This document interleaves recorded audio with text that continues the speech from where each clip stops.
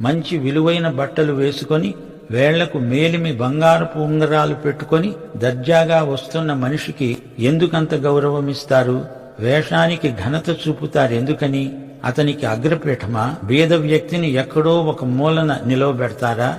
కూచోటానికి సరైన కుర్చీ కూడా చూపించరే.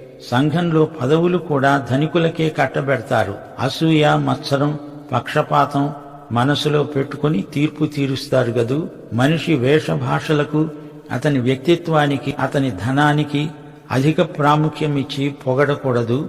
దేవుని సంఘం దేవుని రాజ్యానికి ప్రతినిధిగా వ్యవహరించాలి. విశ్వాసం విషయంలో మొహమాటం ఉండకూడదు. నా ప్రియ సహోదరులారా, నా మాట వినండి. దేవుని ఏర్పాటు విధానం గుర్తించండి.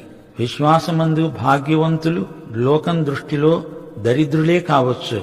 వీరు దేవుని రాజ్యానికి వారసులు, దేవుణ్ణి ప్రేమిస్తారు.